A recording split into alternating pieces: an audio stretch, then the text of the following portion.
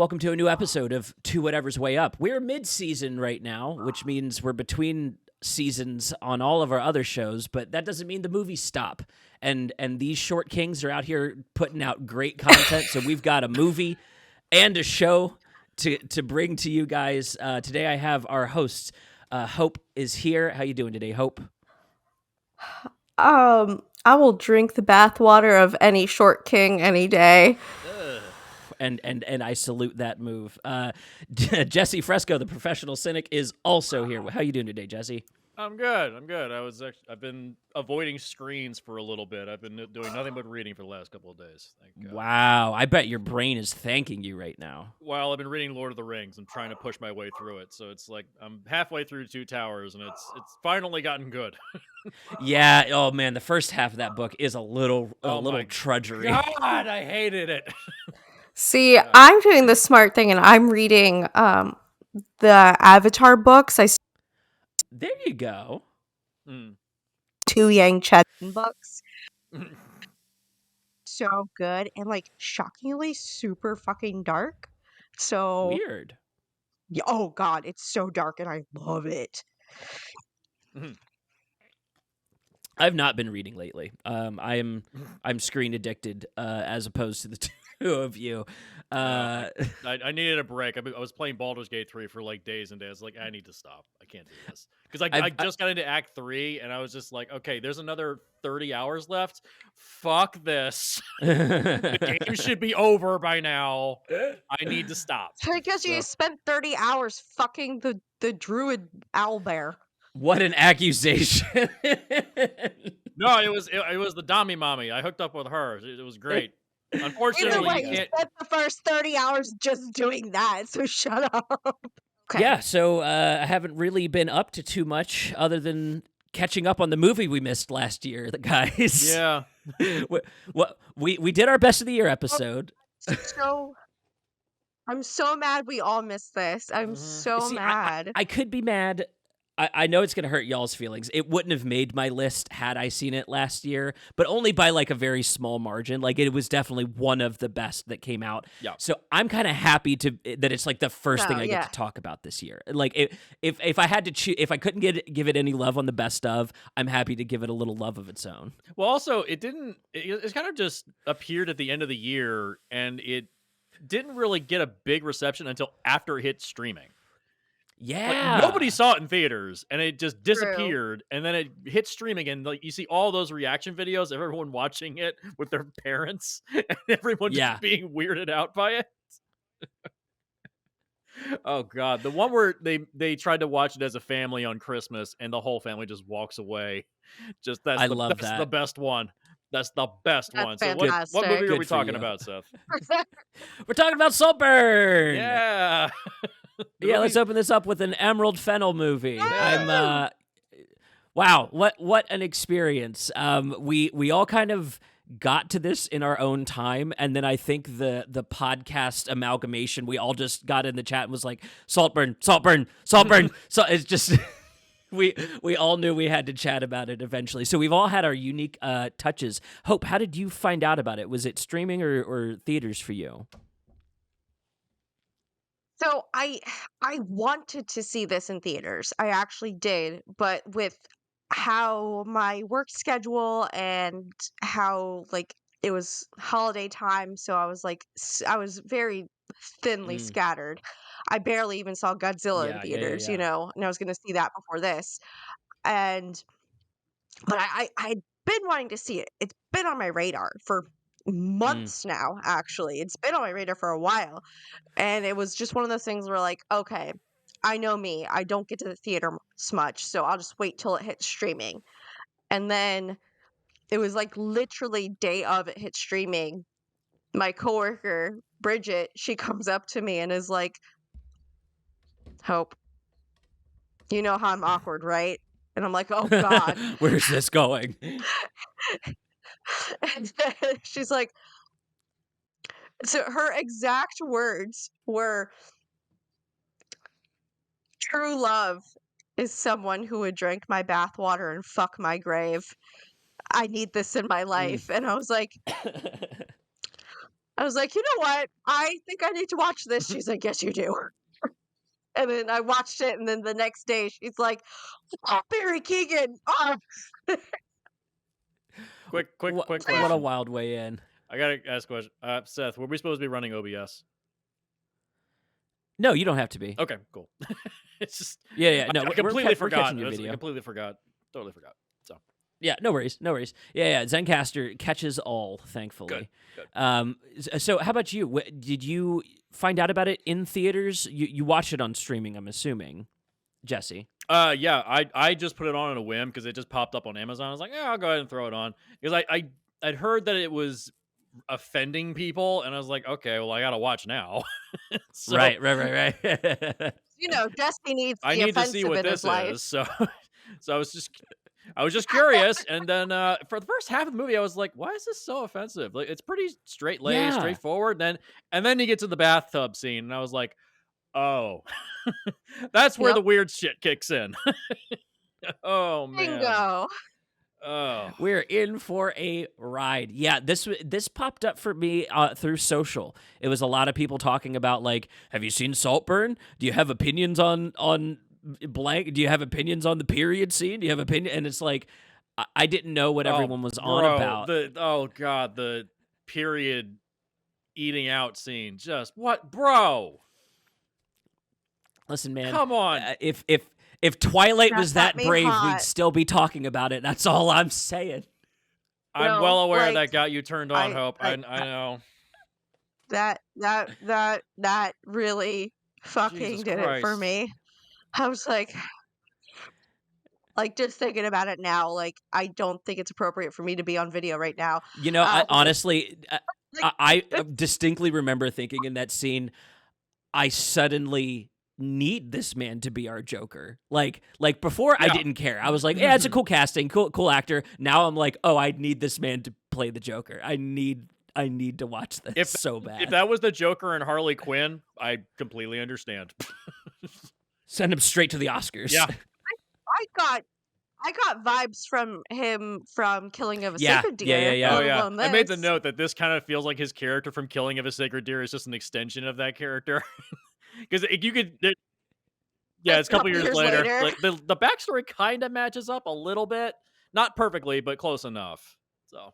Yeah, I could see it, and like, there's absolutely that kind of like classism aspect that ran through both movies of like, I'm observing your perfect little life, and now I'm going to tear it apart. Yeah, well, this is absolutely a class right. war film.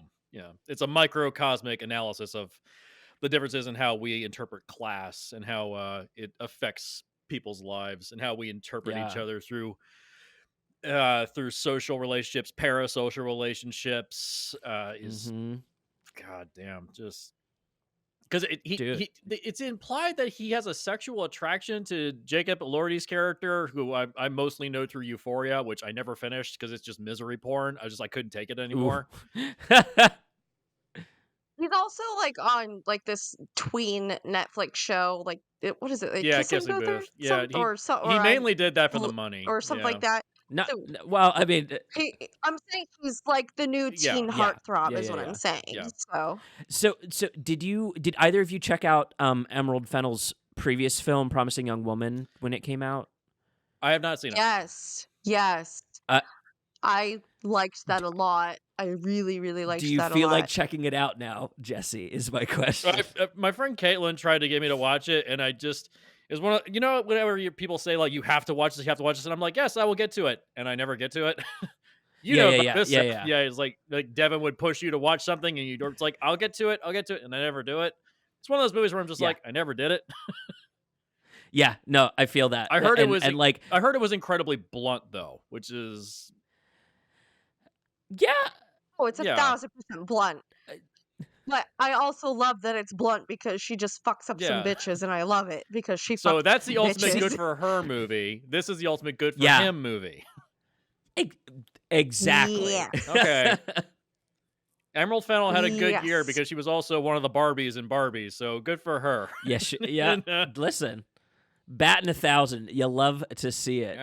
Yeah. So Saltburn is. It's been sitting on my mind a lot. I think.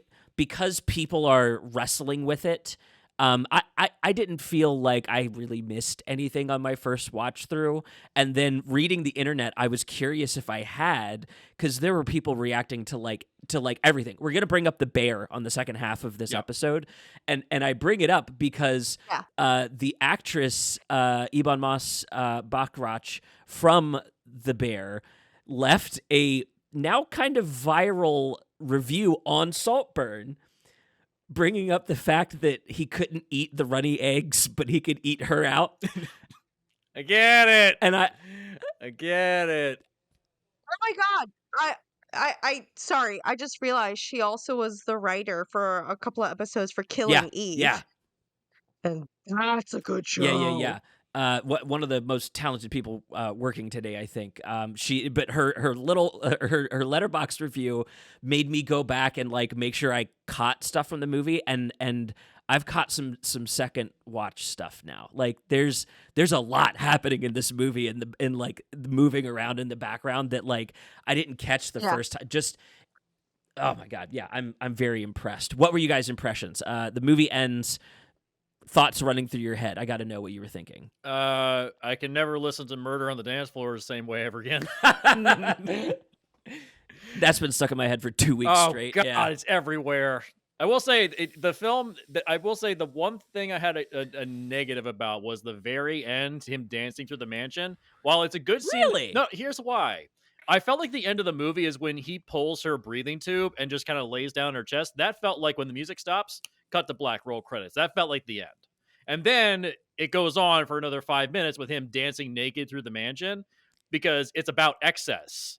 So you think it should have been I'm switched? saying like You think it should have been I'm saying like switched? the ending it's excessive, but the point of the film is that the character has risen up to a point of excess. So you're enjoying the excess with him. He doesn't have to worry about anything ever again. Yeah. So it's a 5 minute victory lap. Literally his victory lap for the film. He literally just runs around the mansion dancing naked to Murder on the Dance Floor. Is it still a good for him movie without that though? Well, because my thought is, well, he has a huge cock, so good for him. But yeah, I mean, again, but you're trying to take that scene away from us. So how would we know that, Jesse? Well, now we know. Again, good for him.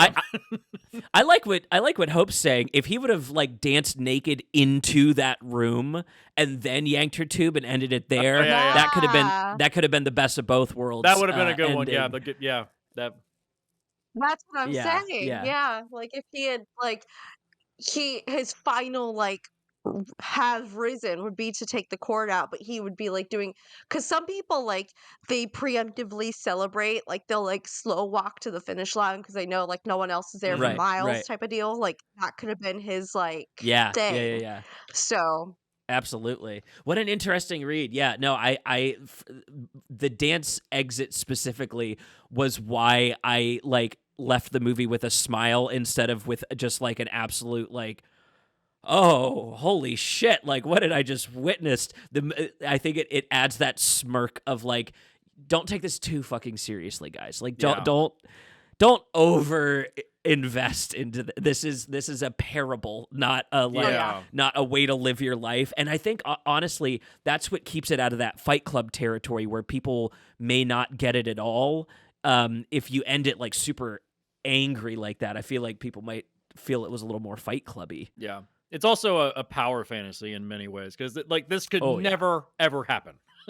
Like there's no way a person could ever possibly do this to take this kind of money away from this whole family and literally kill them off. Like in today's world, you would be surprised. You see this shit. There's shit that I see all the time. Oh God.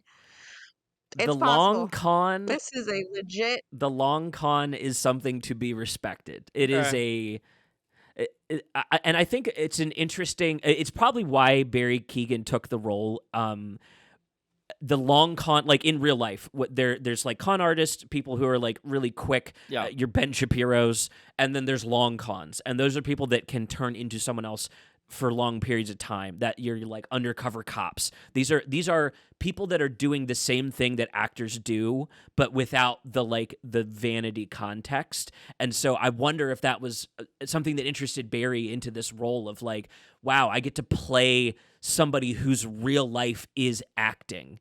And so that allows me even more space as an actor to do these over the Yeah. like drinking cum out of a fucking bathtub. You don't get there unless you're thinking about this role as an actor playing a real lifelong con actor.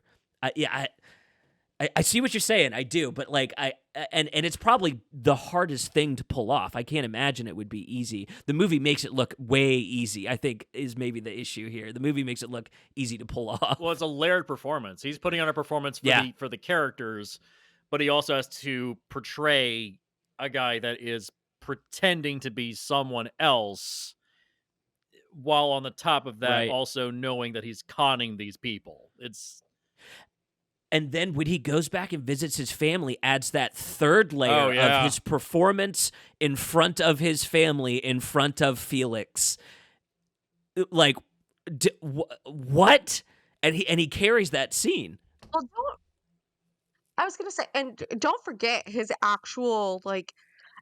He's a different character for each member of the family as well. Yeah. So it's not even just one soul, like he is like an overarching character for the entirety of the family, and then he has like sub characters for each individual person within the family, because he has one for the sister, one for the brother, one for the cousin, one for the father, one for the Yeah. mother. Like he has each individual, like one for the goddamn butler even. Like because like so he's doing so many Right. layers. What a performance to have to put on. Jesus Christ. The way he turns the entire family against each other, and the way in which the sister described it, you're a moth attracted to the flame. I was like, oh, that's a great metaphor. I love that. Yeah. Yeah. No, it was a moth chewing Yeah. through a wardrobe, just slowly like Mhm. consuming. Yeah. Can't stop himself. And I would even argue that he doesn't know why he does it. Yeah. Like, I think he's so moth-like, he doesn't even understand. There's not an evil aspect to it. There's no read for me in it of him doing things maliciously. There is just an all-consuming, like, I need. He's a narcissist. He's a narcissist. He can't help himself. Yeah. It's what he has to do. So can I say one thing though? It was something that I understood for the beginning, but I also didn't understand why they never truly followed up, was the kid who he's initially with in the movie, who's like, "Help me out, fucking Oh, the sons!" nerdy guy. Yeah. The And kid just like, disappears. Yeah. and you're like, he just literally drops, and I get that, like in those situations, you just want someone like that to like you drop them, but with how persistent that he was, you would have thought he would have like eked into his life a bit more. I don't Yeah. know. So that was like my only. My read on that character was that he represented like the ghost of Christmas future. If he like followed along this path of like being an academic, staying in school, making that important to him, they kind of exemplify that in this side character of like, look how goofy you would turn out to be if you become this academic. Look at Felix. Yeah. You want that like if he eats his vegetables, he turns into that guy. But if he follows Felix, he gets to like chase down that moth lifestyle. So I think I read it as like a mirror for him and I think that's why he reacts so over the top too. It's a very like it's a huge performance for what ends up being, I think, 2 scenes total that we get with him. Mm-hmm. Yeah. Something like that, yeah. But that's what I'm saying. He had such a huge impact to just drop so quickly. Like I thought there would have been like a little hints at least throughout, instead of just like a sudden drop. Yeah. I think that was my only thing. Like I feel like there should have been like a little bit like petering off instead of just like a quick shut. That's my only two Yeah, yeah, cents. yeah. Well, it might be because Oliver's character realizes he's not going to get anything out of dealing with him. It's like Yeah. there's no gain from maintaining a relationship with that person. So he's just like, eh. So like a true Right. narcissist, like, I'm not going to get anything if I stay with you. Just Yeah, yeah. drops him right away. But it's not on Peter's, but it's not on his end or Ollie. It's not on Ollie's end. It's like the other Oh, guy he I doesn't feel like try to would have maintain clinged on anything. more Yeah. so to him. Right. That's what I'm saying. I feel like he would have clinged on more. Ollie would have just been like, yeah, fuck it. Yeah, yeah, yeah, yeah. Whatever, you know? Interesting. Maybe there's deleted scenes. I don't know. Yeah, true. Yeah, that character could have been made to come back at some point. I could absolutely see that, especially if he is functioning as a if he's functioning as a mirror. I could definitely see that coming back around. I demand the director's cut. Dude, I would take a director's cut. Hell yeah. Give me the fennel cut. That's my new favorite fad. Jeez. Ugh. All right, so can we talk about how fucked up and weird the parents are and how there's like murders and death happening in the mansion and they're ignoring it?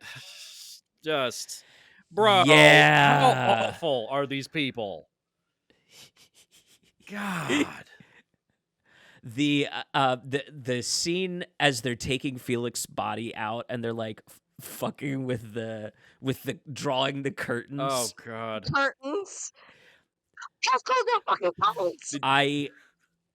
That whole scene is so inhuman to me. Like that when you mentioned killing of a sacred deer, that was the scene I immediately went to in my head of like what is the most like that movie, because they're not acting like people. It's like watching like a bunch of animals dressed up in people's clothing in a scene. Yeah. Like it's so wild to watch, like these people become undone because they're not able to access feelings because of how narcissistic and selfish they all are as people. Like they're trying to access something and they can't. And so all they can do is like take it out on the guy that's literally trying to help them. Mm-hmm. And there's also that clip that I showed you, Seth, that earlier in the film, there's a reference to how he's actually going to die, how Felix dies. He's wearing that pink shirt. He's walking in the background. He's in the room with them having lunch, but then they cut to a shot where Felix passes by outside, foreshadowing his eventual death. It's like there's earlier in the movie when Felix and Oliver are hanging out in the dorm room that's all messy and they kind of make a moment of the messy dorm room. Yeah. The opening shot of that scene is Felix laying on the ground in the sun coming through the window, and then Oliver's shadow is opposite him. Yep.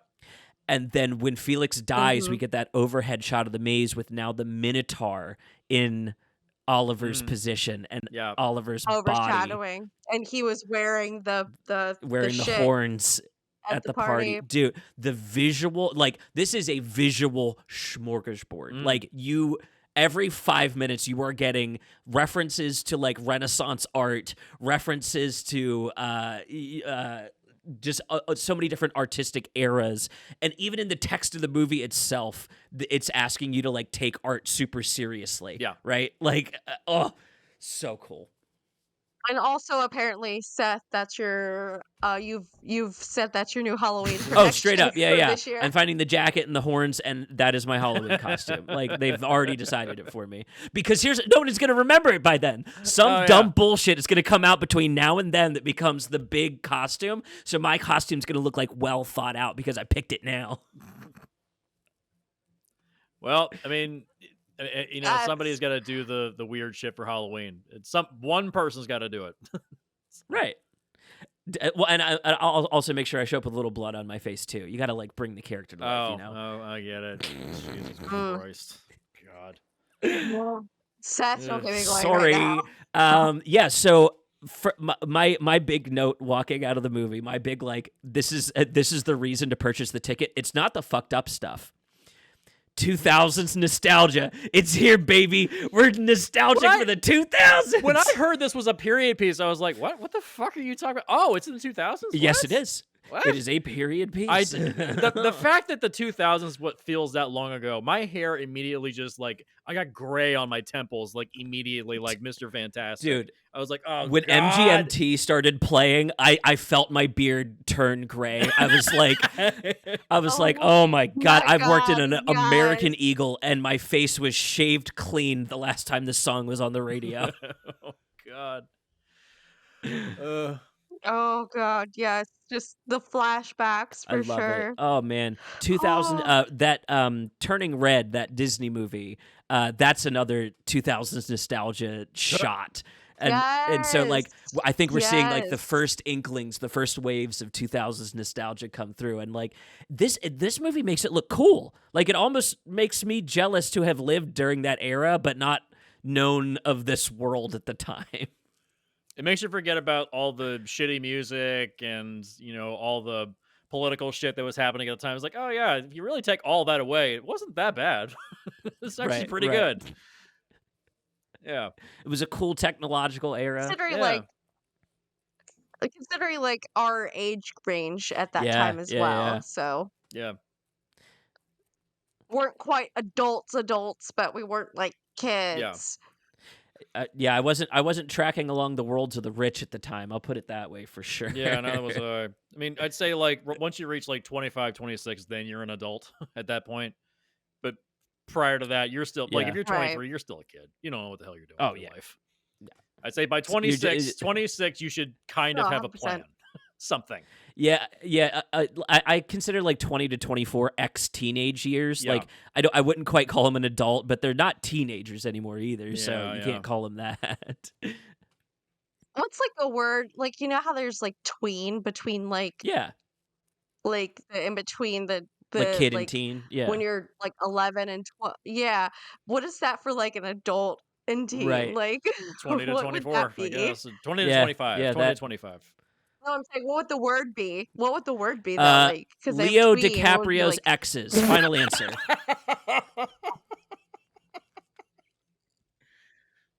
done? God damn it. I'm Shut gonna walk away shut the now. cameras off. If episode I'm ends here. walking away. So I got a question for you guys. This film is presented to us in 4:3 format. Yeah, it's not widescreen. It's What are your thoughts on that, you two? Yeah. Why is this choice? I've pointed out the 2000s nostalgia. I think that's part of it. Wanting to that previous to 2005 sure. broadcast, this would look great on a tube TV. If anybody hasn't already watched it on a tube TV, that was my second watch. I wanted the full 2000s experience, and it was actually kind of great. I mean, in terms of other films that have done that, I mean, we see like The Lighthouse has done that. What is that? What was it? 2 to 188? Is that what it is? Or 1 to something like that? I can't remember the aspect ratio of that. Well, and there's a few different. You can do 2 to 1. You can do 2:188. You can do 4:3. Like you're kind of widening a little bit as you go on each one. I think A Ghost Saltburn Story is did that as well, I think. A Ghost Story was 1-1, wasn't it? Was it a Oh, square? yeah, that's right. It was 1-1. It's a square. Yeah, it's a square. Yeah. Yeah. I think it's a good choice because it helps focalize more on the characters because it is a That's a character cool point. piece. Um, so there's so many movies, big movies out now that are widescreen because there's so much action, there's so much visualization that a lot of people put into the movies, and that's partially why it's widescreen now, not just because of like technology, but we're losing. And then with the widescreens, we have these kind of like awkward, like pan in face shots because Yeah. of it. You have to So fill I a lot of think extra space in the it's screen. a good, yeah. So I think it's a good tool to do a character representation without smashing a camera in their face, you know? And that's I think what I'm getting from it because it's making you focus on this character piece. It's making you focus on these plot points and not like, oh, look at the Yeah. pretty, It also gives you you good know? good landscape shots for the height. Like you get you can get the house Yeah. and then they have the lake and then you have the Yes. ground. It gives you a good sense of foreground, middle ground, background. Well, it does the rule of three. So in art, there's the the rule of three triangular, where it makes you draw your eyes. So, like, if in any good painting that's done in a certain way, you have your focal point is towards the front, and then you have something that'll draw it to the middle and then draw it to the back end. So it's supposed to draw your eye naturally Mm. throughout instead of just Right, blankly. right. I forget what this is supposed to be called. My mom would kill me because she has like 7 art majors, and she would kill me. Um, but but yeah, this is like a basic rule of like painting, and I feel like it's definitely like, especially if we're doing like old timey, oh, King Charles and King Louis Yeah, lived it here. does Da da make you da. feel that like like you're looking at the lives of living paintings. Yeah, that's funny. I didn't Yeah, have words for that until you described it this way. That's so interesting. because there was a whole room of just Yeah. paintings and shit in there too that they walk through. The scene that it became obvious to me was when Oliver and Felix are talking about writing things on a stone and throwing it into the creek. We get a shot where the Oh bridge yeah. bisects the square shot, and it squares it up so perfect that like it literally took me aback for a second because I was watching on a projector the first time. So I pull back and I go, oh. This movie's not Okay. in widescreen. Mm. And so it was the very first shot that like reminded me of that. And then I think it's within a half hour of that, later on in the movie, the morning after Felix has died, he walks out and sees the aftermath of the party. And that shot being all squared up in 4:3, I was like, here's our master shot. This is going to be a poster somewhere. Yeah. It's also Absolutely. It's also because the Yeah. ceilings are so high in that building, you want to get a good scale for the size of the building. That's a cool point. Yeah. Yeah. And That's really Right. practical. Yeah, and I just found the article it was referring to. Kurosawa used to use this a lot. It's called triangle composition. He used that a lot in his films. Like, Yeah, that's what I'm talking. That was what I was talking about, Yeah. basically. The geometry of it's just a little different, he used it more so in a film aspect than a yeah, painting aspect. But yeah. yeah. Well, he would Uh, paint his storyboards. He would literally do paintings of his storyboards. Yeah. So Right, right. And that's where it comes from, is because of that yeah. principle in painting. Hmm. It's I was learning about this when I picked up Ghost of Tsushima and that photo mode they have in the game. Yep. If you follow these rules and use that in the photo mode, you can get like perfect Kurosawa representations in the game. It's awesome. Yeah. It's so cool. Also, going back to all Nice. There you like, go, kids. There's some visual theory for you. yeah, and going back to all like the references to the Minotaur and the very deep artistic references. All the Shakespeare. It's like, Shakespearean. that's how you Dude. that's how you're supposed to do references and stuff to literature and classic arts. Like that's how you're supposed to do it. Like just chucking in references like other filmmakers have done and be like, oh, now it's deep and complex. No, you use Right. it to elevate a story, not to hinge the story upon it. You have to layer it. It's in there if you want it. It's not leaning on it though. Well, and if I read the reference correctly, there's a lot of this is Othello and Iago, right? Yeah. Like that's It's Felix and Othello. Oliver. Yeah. Yes. Yeah. And so that jumped out to me at the night of the party when I felt the inevitable betrayal brewing between the two of them, and I was like, "Oh, Oliver's Iago, isn't he? He's a little." We're seeing Othello from Iago's perspective. That's and it came in full. My favorite scene in the movie is with him and Rosamund Pike, where he figures her out. He figures out that she's a narcissist. He compliments her appearance, and then he gives her a bunch of juicy drama. And suddenly she's in his pocket. And I love that. Like that's the closest we see him, I think, approach evil until he kills her at the end. Yep. Yeah. Yeah. How have we gotten this far into the episode and not talk about the corpse fucking scene? So let's go into that. Okay, wait a second. So- That's too deep. That's deeper than even his big dick is penetrating. But it's worth noting that wasn't scripted. Keegan did it on his own. He just kind of said, "Hey, can I try something? Just hold on me, don't cut." He literally just pulled his dick out and started fucking the ground. I'm like, the fuck's going through your fucking brain, dude? It's Now, just to be clear, he did ask for a closed set. He did follow proper procedure yes, he didn't before just fucking the ground on a yes, movie. it was just him and her that were there, nothing else. But it's like, bro, just why? I Honestly, it Oh, I get it. It works totally though. works. Like, it's like oh yeah. For savoring Oh his yeah. victory. Yeah. Oh, that's not how I read it at all. not Interesting. no, that's not how I took it either.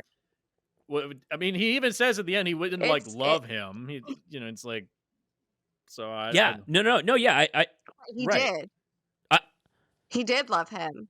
He hated what he Mhm. represented, but he loved him.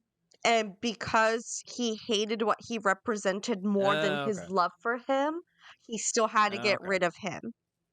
But through and through, none of this would have happened if there wasn't that initial like love and want and need. Okay. I can see that. interesting. Like it was more than that. It was an obsession. Mhm. Yeah. Because if it was just like to live the life, he could have literally picked anybody from that group That's true.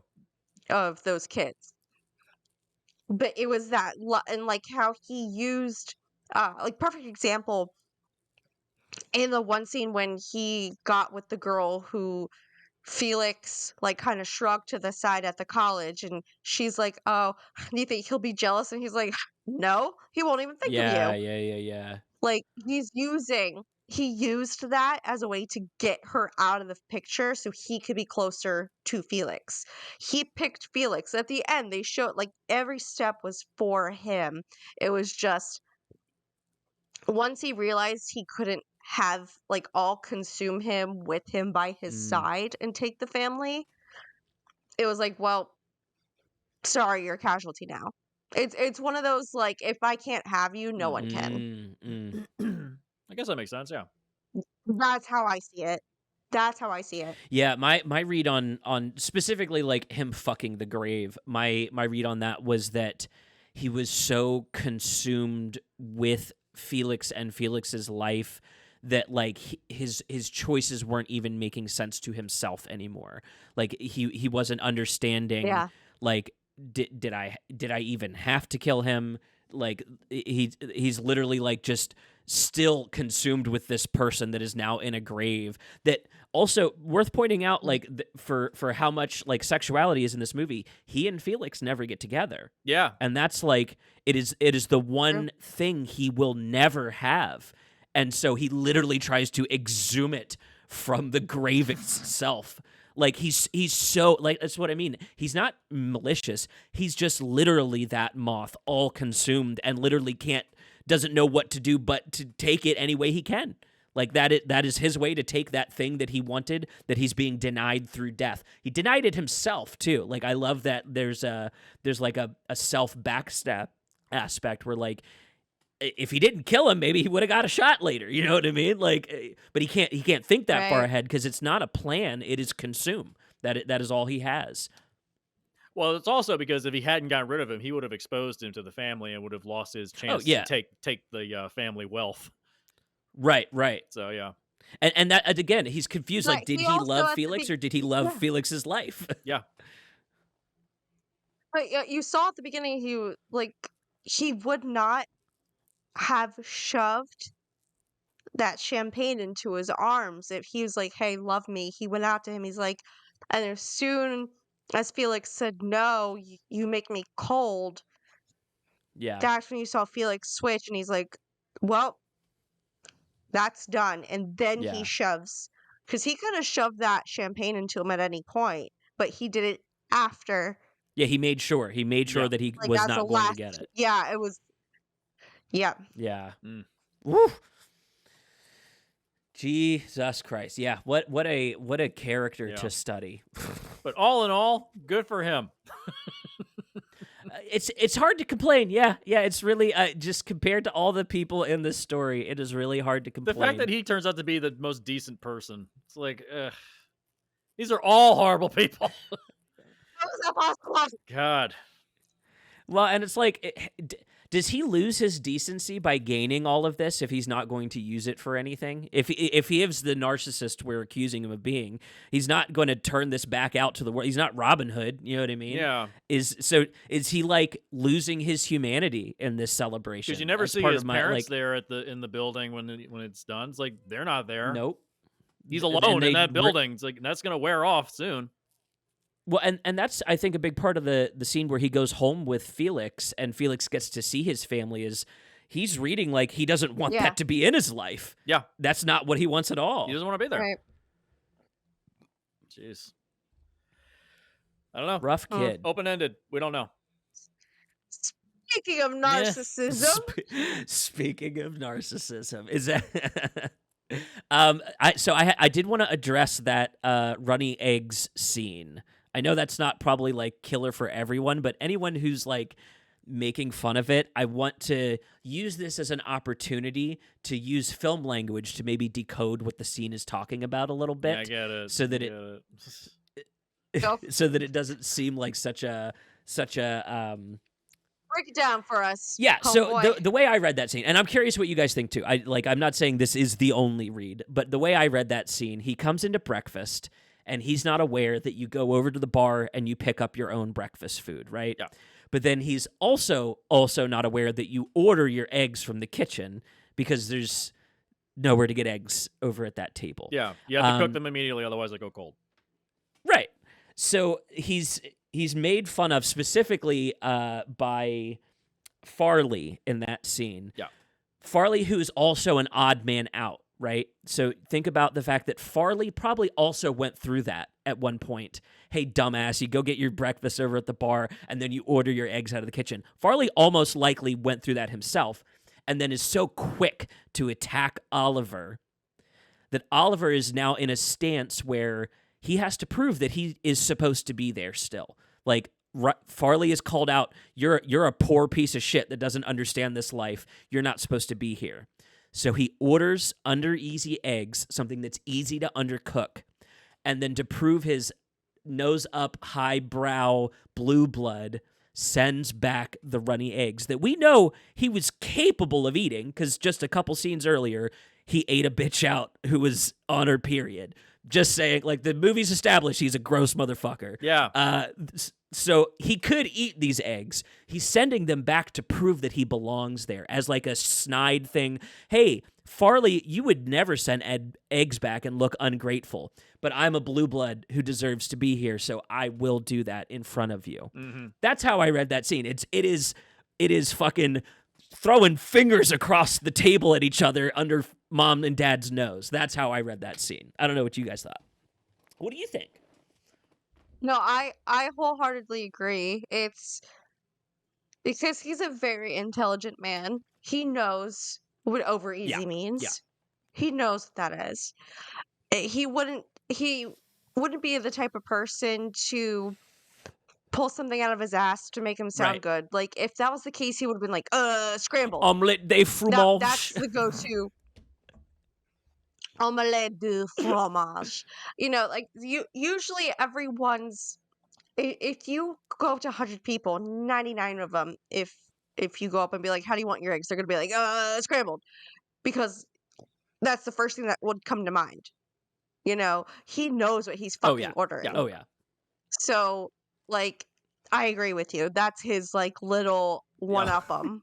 I was giggling through the whole scene. I was like, oh my God, like, these two are just, like, going at each other, all secretive, like. That also brings up a point that Farley, he doesn't really belong there either. He's kind of doing the same thing that Oliver's been doing. He's kind of a freeloader in the family. He's trying to do the same thing Oliver's doing, but not doing it successfully. And doing it by assuming that he like is supposed to be there. Yeah. I think that's the distinction the movie wants to make, is like Oliver is trying to prove to himself that he belongs there. Farley deep down believes that he does not belong there. And that's what shows through in his interactions with people. Yeah. Well, he also has that, like, I'm a cousin. Yeah. So it's like, he's like, well, I deserve to be here. This is my life because I am, quote unquote, technically family, so he has like that one up and's like, oh, well, I am technically supposed to be here because X, Y, Mm, and Z. mhm. You are just here because you're a random stray cat that he found. Well, and compare that to how like I don't want to say middle class people. Let's just say normal people, like normal people who get along with their cousins wouldn't think of their cousins as less than, lower than. You know what I mean? Like they wouldn't think that your cousin's Right. wrong for assuming that it was everyone's Nintendo growing up.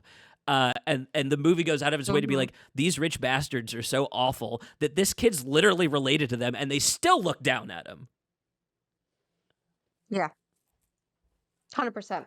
Going back, Because it's just that big of a right. class thing. Yeah. Going back to the eating out while on the period scene, that reminded me of a sequence that's in The Boys, in the Boys comic.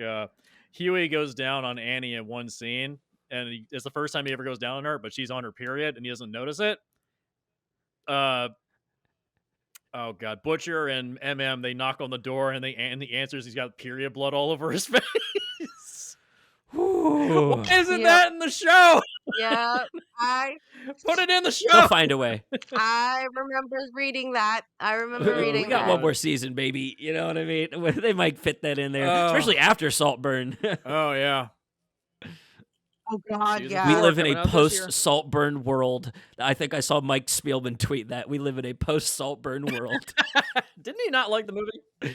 Let's say because technically Saltburn is technically an Amazon Technically, yeah. original movie. Yeah, I It didn't is. have to pay to rent it. I was kind of shocked. Like it came, and Yep, because it's owned by and produced by and Amazon. now Yeah. it's been put back into theaters. It came back to my AMC under the AMC Classic banner, so that you could go see it in theaters again if you missed it. Like, Because of the I'm happy. resurgence of the stream. we're Yep. eating good. Speaking of eating good, Yeah. To transition, Do- nice do- segue. thank you. Unless I'm sure we'll have more thoughts on Saltburn across, but we did want to pack in a little bit more good for him, a little bit more of our watching from last year. We all caught up on the bear, right? All there. He finally found the way to get to talk about the bear. This has been Jesse's Yeah, obsession. this and Barry are my two obsessions Uh, currently. They're the best things I've seen recently. Yeah, we're in the golden age of TV. It feels like I could throw a dart and just hit a good TV show now. But so The Bear is a FX series about a restaurant in Chicago. The reason I got into the show initially is actually because I follow one of the characters, Matty Matheson. He's one of the side characters in the show, actually, because he's Is he like the himself electrician, plumber, whatever his name is? Yeah, he plays Fack. He's the handyman. Yeah, he's the handyman. He's perfectly cast into the show as just like a funny support character. He doesn't really have his own arcs or anything because he's a chef in real life. That like his he's bringing them into this world. He's a I think Michelin rated chef if I remember correctly. He's like pretty excellent overall. So that was my in. I hear that he's in the show, and then come to find out, Shameless Kid himself, Jeremy Allen White's going to be the lead, and I was like, Yep. okay, that's a twofer. The first season comes out, and I watched it, and I loved it. And it was just one of those like best kept Hulu secrets. Season 2 drops, and now everybody's starting to get into it because all of the restaurant workers during COVID were binging this show, going, "Finally, someone understands my struggle." Do you see how shitty it is to work in a kitchen, you assholes? And like assholes never give us any respect. There is some theatrical fluffery to this. Oh, but God, I'm yeah. gonna say not as much as you would think. Yeah. I've worked in a lot of kitchens, and there wasn't a single thing on this show that I saw that I was like, that's unrealistic. No, I've seen every version of this play out in some way or another. Something the show left out. I've seen fires break out. My first job was working as a dishwasher in a kitchen. I got fired from that job because I hated it. So It's right. It's a fierce. Dude, I was about to say I was exposed to this very, very young because I don't know if you guys remember this Mexican restaurant called I do Chi-Chi's. remember I do Chi-Chi's. remember Chi-Chi's. It was right next to So the Chili's. when I was so my mom, when I was growing up, was the restaurant manager at a Chi-Chi's, and sometimes she would, since she was the manager, she'd have to like be on the floor. So sometimes she would literally set me at the bar with the bartender, and she'd be like, "Hey, I'm just gonna do paperwork real quick. I'm in the back." And I would play, quote unquote, play the Keno game. I would just touch the screen. I wouldn't actually play. Oh I my was just god. like, "Yay, numbers!" I don't know what's happening. Um, What a core memory. Oh my Ugh. god. I, but I would see what would happen in the back, like all this stuff, and because like I would go to the back with my mom and things like that, and so like I saw some of the shit that would happen. So this is like ingrained into me at a young age, and I think that's why growing up I was so adamant not to get a job in the food Oh, industry yeah. because like I remembered it, and but like I said, I was so adamant. I was like, I would rather fucking be the sign dude on the corner Ugh. flipping a sign. Very respectable job. Like, Yeah. but yeah, like so for the longest time, I think because I knew deep down in my toddler memories that it was already fucked Right. industry. Yeah. No. Stay out of kitchens if you can't take the heat. That is not a saying for no reason. Right. Yeah, it can suck back there. It's really bad. So Jesse, how did you fall into the show? Was this one of your like, just let me check it out real quick and now I'm hooked? Oh, TikTok clips.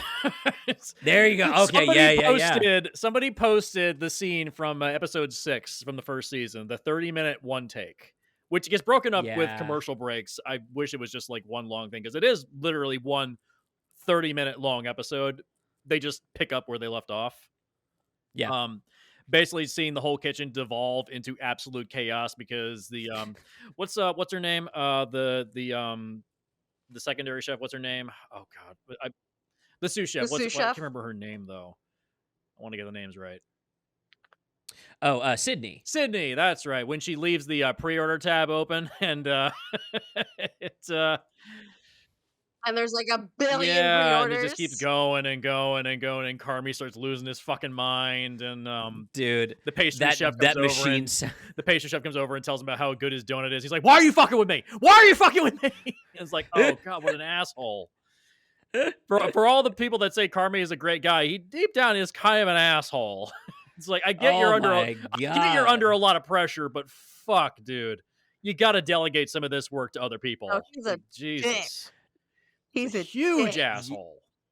Yeah, just super controlling, super like I got to do everything myself. It's such a like that is those big highfalutin chef ways. Like they are so militant about stuff almost, Yeah. and it'll give you PTSD. Like this is a man suffering from PTSD, Literally, straight up. In That the second is season, straight up. he imagines his old boss, played by Joel McHale, in 2 scenes in this entire show. He imagines him Right. over at the other end of the restaurant when they finally open the new version of the restaurant. He just imagines him sitting there, and it's not him. It's just a guy that looks like him, but he's slowly just kind of losing it every single episode.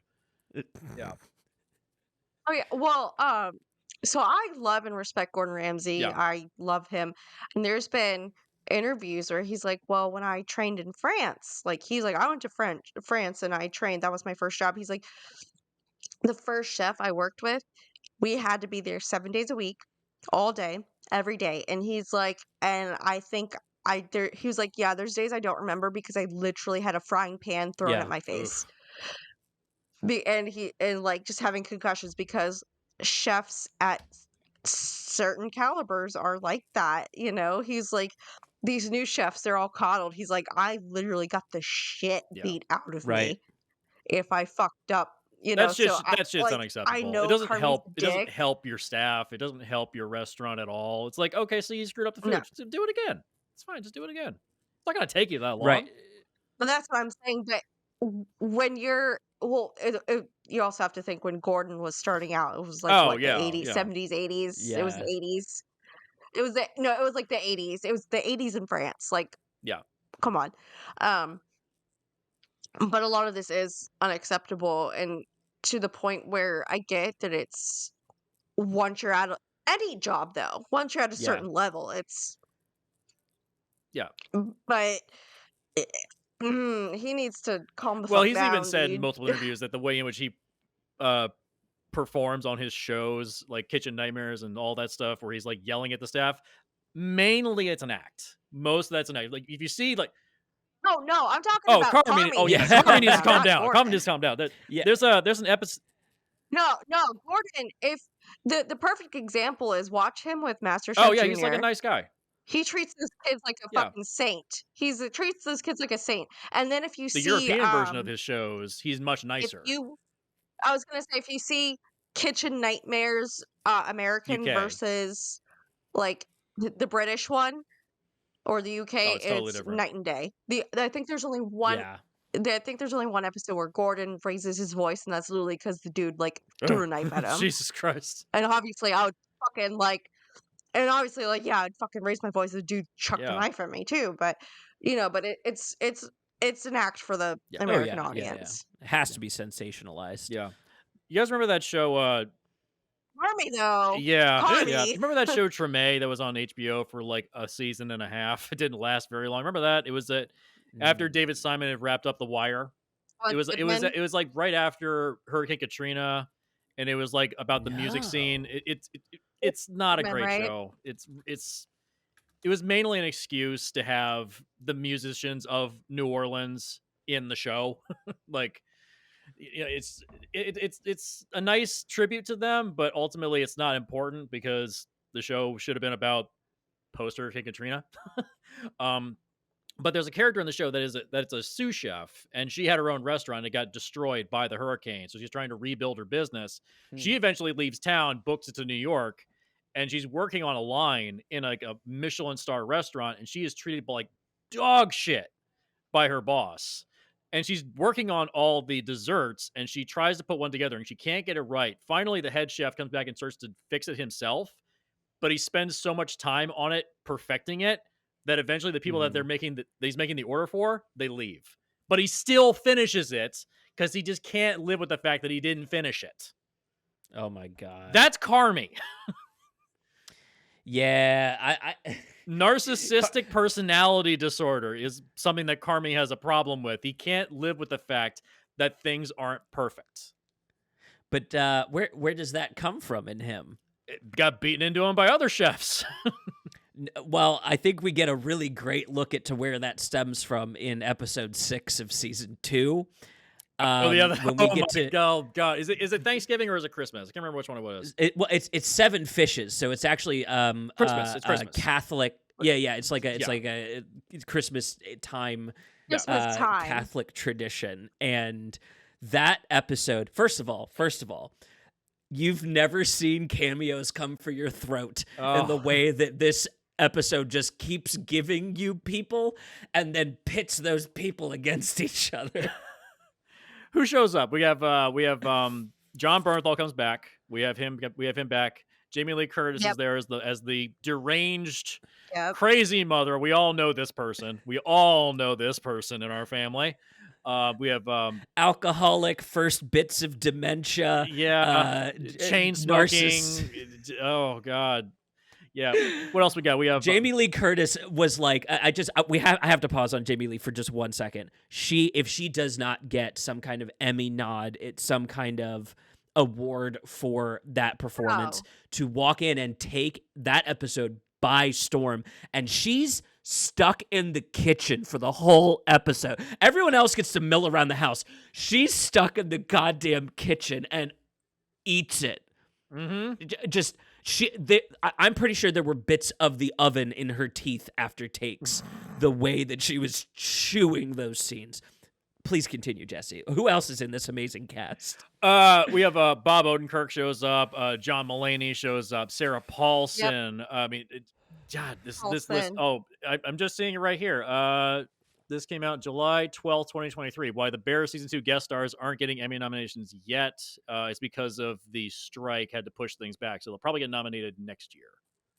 Okay, cool. Yeah. Yeah, Okay. it's because of the timetable in which the strike was happening and all that stuff. So Yeah. No, very very well deserved because the Makes writing on sense. that episode is also yeah, fantastic. it's on also the top only of this episode that goes casting. over a half an hour. It's an hour-long episode. Yeah. Had to. Oh, You have well, that many had to. characters, you It have to had put it to. up to an hour long. God, what an insane episode. Jesus Christ, you've never seen a family devolve into chaos so quickly. No, I felt right at home, Jesse. I don't know what you're talking about. That is like literally every single Thanksgiving that I grew up in. That was sans alcohol. That was the only thing left out. We didn't have any alcohol in our house. But dude, yeah, easily devolves into that kind of shit. Ugh. I don't think it's ever been that bad here, but I think I don't think we've ever had anybody drive a car through the house. I think that's a new one. Yeah. That is an all timer. I will say I almost did on purpose for one Thanksgiving, but that's a whole other story. We almost burned the house down trying to deep fry a turkey one year. I do Oh, remember for that. fuck's sake, you goddamn hillbilly! Jesus Christ! Listen, I was a child. I don't take responsibility for any of these decisions. I was a minor. Jesus there. Christ! I was a witness to the crime. That's all. God, how are you gonna cook this thing so fast and so big? That's why we're gonna deep fry. Damn it! Jesus Christ! The way to do it is to Deep fry You gotta turkey, just the perfect way to make it taste like paper towels. you got to put the turkey in and then fill it with oil and then take the turkey out and then heat the oil so you have the right amount of oil. You can't just fill it and heat it. That's the Oh, you can't just dump it in so it explodes? Oh, what's the fun in that? Nope. Can't do that. Do you guys have a favorite episode? I think we've listed like the two that like anyone's going to talk about in either season is the Wonder episode and our family episode. There are some excellent other ones in there though. Do any stand out to you guys? Oh, when what's the pastry chef's name when he goes over to France? He goes to Paris. Yeah, And he encounters Adam Warlock.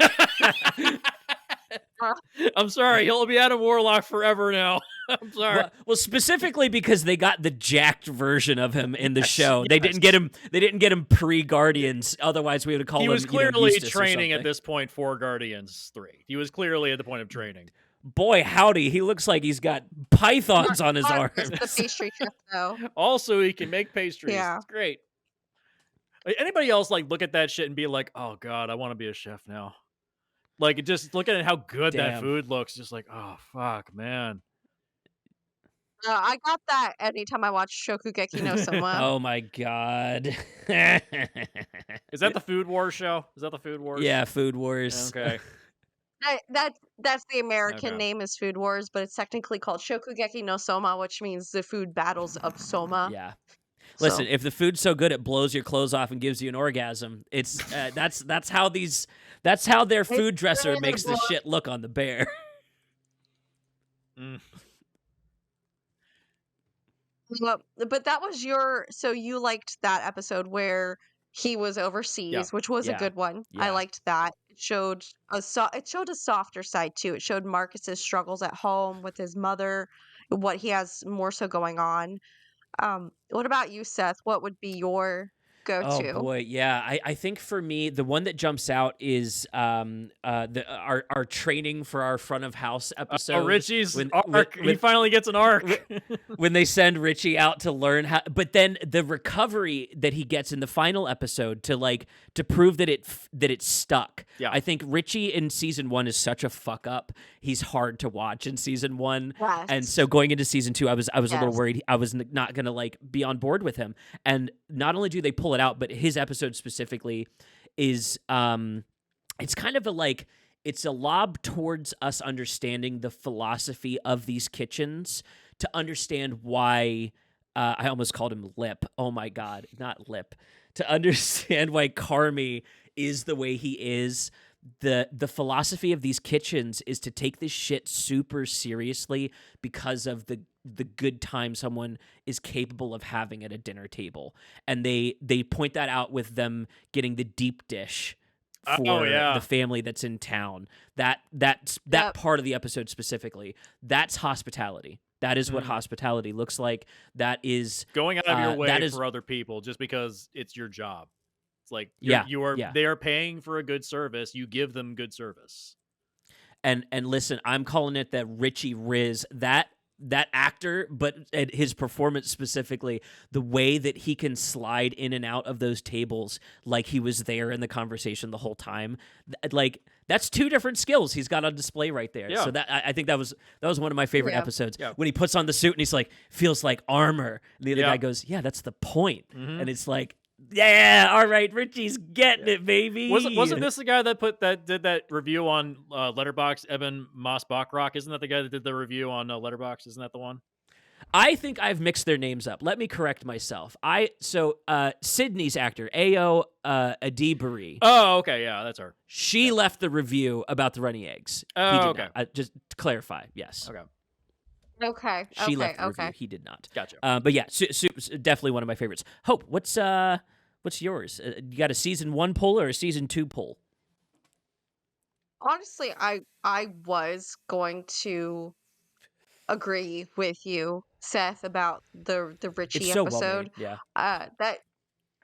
That hit me on different levels because another show that I love was Scrubs, and there's an episode, it's literally called The Extra Mile, and it's about how Turk kept his job because he went the extra mile for his patients. And it's like, and like the chief of surgery, Dr. Wynn, was like, Turk, technically you're 4th in surgical skills, but no one else took the time to be with their patients like you did. And that's and it's like, you can learn skills, you can practice skills, you can't learn bedside manners.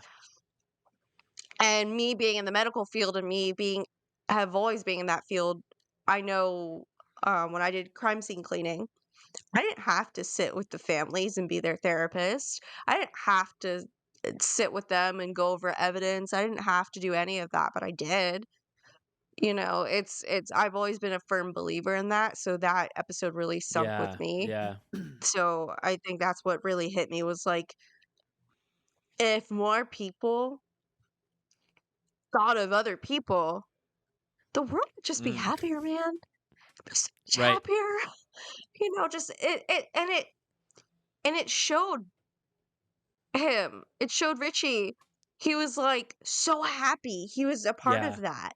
Like, he was so, it wasn't like he was upset he had to do it. He was like so jazzed. He's like, did that. I made them happy, and it made him happy. Yeah. Because he was like, I did the thing. I did it. You know? And it was just so cute to see that. Like, doing good is good. Right. And that's what it shows. Like, doing good is good. There's like, that's what needs to be more in the world. And honestly, that's what needs to be more in that fucking show. Oh my God. Oh my God, yeah. It reminds me a bit of that movie Showing Up that Kelly Reichardt put out last year that was on a couple people's lists of best of the year. Like the effort of just showing up to do your job. You do it, eventually it pays off. Yeah. You know, you just keep committing to it. So it is the first episode of anything that I think had a perfect emotional payoff to a Taylor Swift song. So just absolute kudos for that, right? A Taylor Swift song used appropriately. Right. Yeah. Hey, it almost got me to cry, man. That was like hard for me to admit, even for my complicated feelings. I'm typically not a fan of Taylor Swift, but I liked that moment. That was pretty good. It fit. Yeah. It fits, especially for Richie. Yeah. For Richie, for sure. What are we hoping for out of season 3? That's my last question. Carmi, get your fucking shit together, man. Stop being an asshole. Fix your relationship. Get back together with your girlfriend. Stop being a prick. Jesus Christ. Seconded. Dude, the eyes have it. He fucked that up so bad. Almost hot I almost punched my fucking TV when I saw that shit. I was like, bro. For the highs of this show, it can bro. really hit you with those lows when you're not expecting them. I don't need anything in my life. I just need my job. It's like he's just hearing him through the door. It's like, what an asshole. God. Well, and look at what that episode has taught us, that his awesome restaurant operates without him. Yeah. Like, even with him gone, Yeah. it ran just fine. Like, yeah, there was some hiccups. Of course, it was opening night. Of course you're going to have hiccups, but it's like, it ran just fine. He didn't need to be there. He, like, to perfectly visualize for our audience that he needs it way more than it needs him. That is the plot of the episode and the message combined into one. It's like that clip from Don't Be a Menace. Message, you know what I mean? It's right there. Mm-hmm. He's locked in that walk-in the whole episode. And again, going back to his girlfriend, she's a fucking surgeon. All she does is live for other people. Yeah. So to have like those two polarizing extremes, because she's a doctor. that was She's a doctor. She's a major surgeon. blow. She has even less free time than he does. She wants to still try to make it work. He's the one that actively doesn't want to make it work. Like, God, what a prick. Yeah. He could not be there. He could just be like the head guy that makes decisions like yes or no on a telephone, and he can just have them run the place. He doesn't have to be there. He can show up like twice a week. But then he'd have to break his generational trauma and not turn into the guy that his brother turned into in that restaurant. Someone who wants to shoot himself and leave money in tomato cans? I think here's what's going to happen with season 3.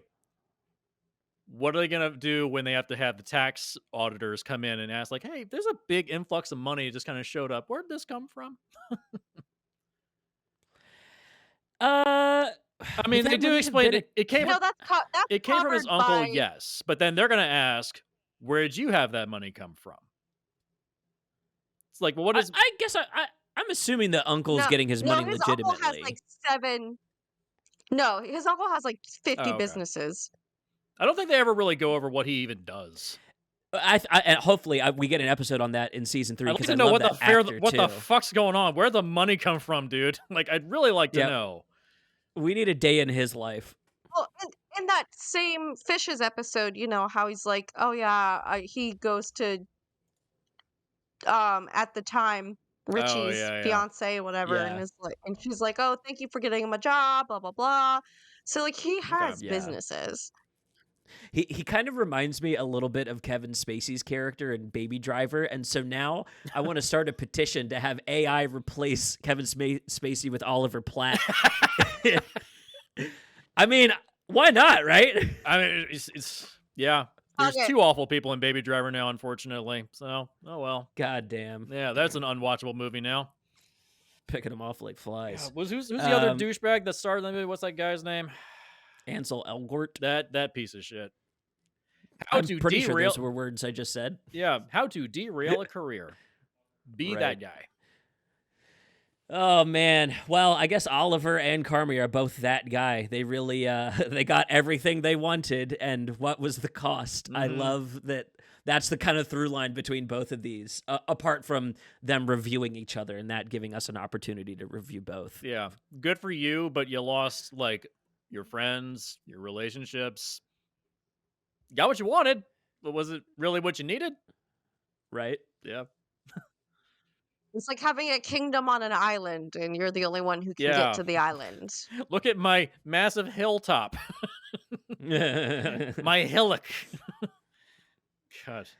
Behold, it's like that. It's like Carl Urban's character in Thor Ragnarok. Behold, my stuff. My stuff. He's got the shake weight.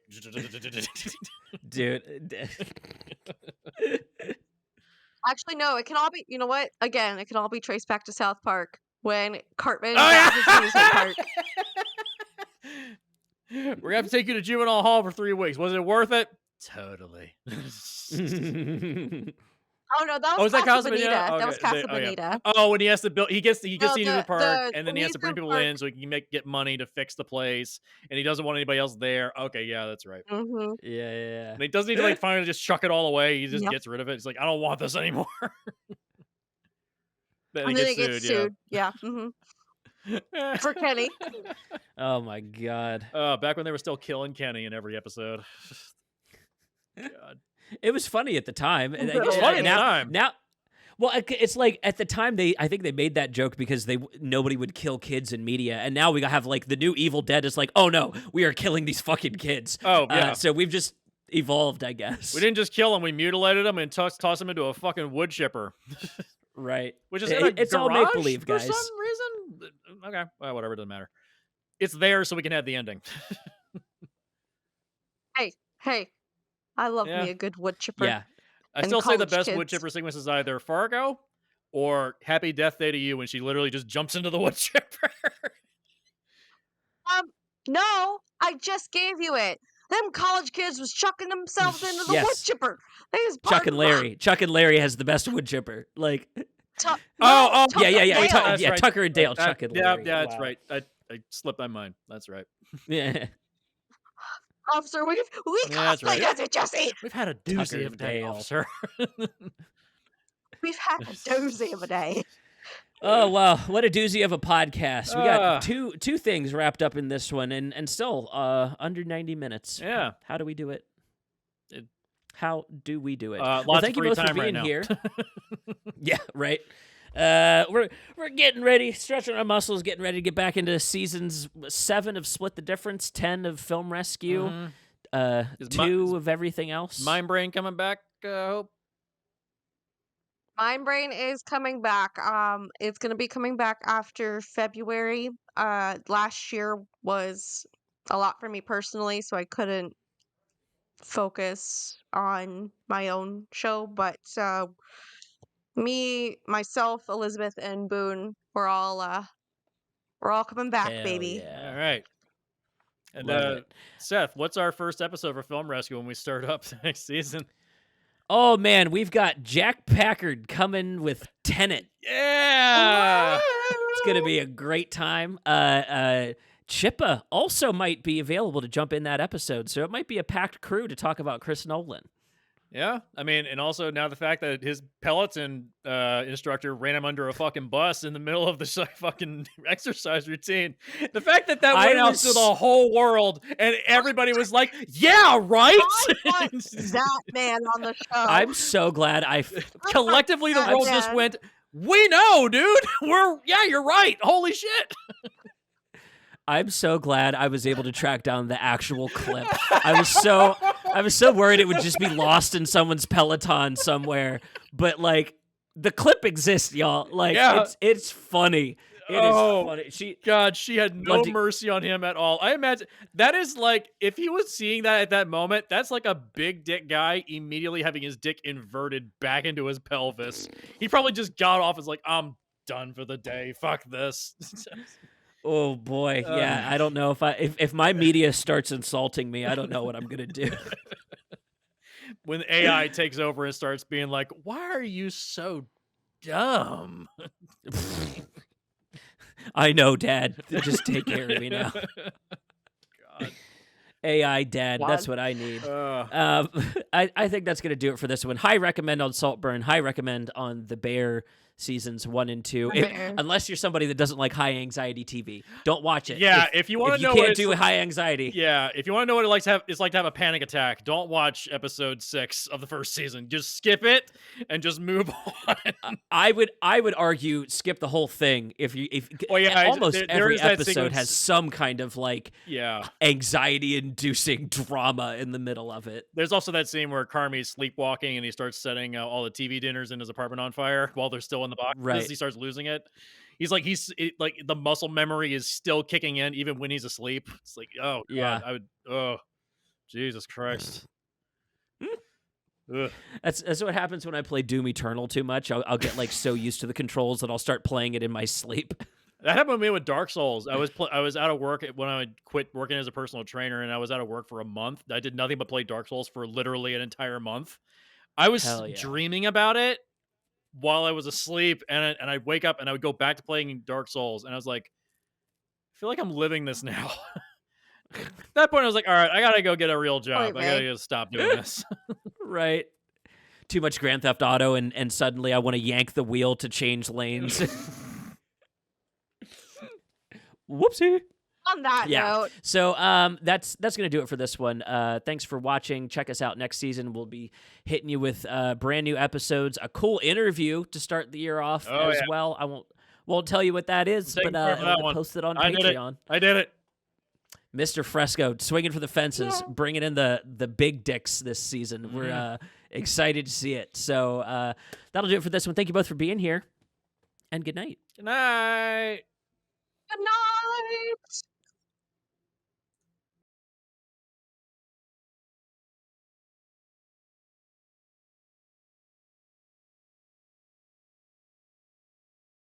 Your mic to the Zencaster recording. It should be fine. So yeah, it sounds like we're getting the snowball, so I think we're all set. Okay. Cool. All right, clap sync real quick. All right. 1, 2, 3. Okay.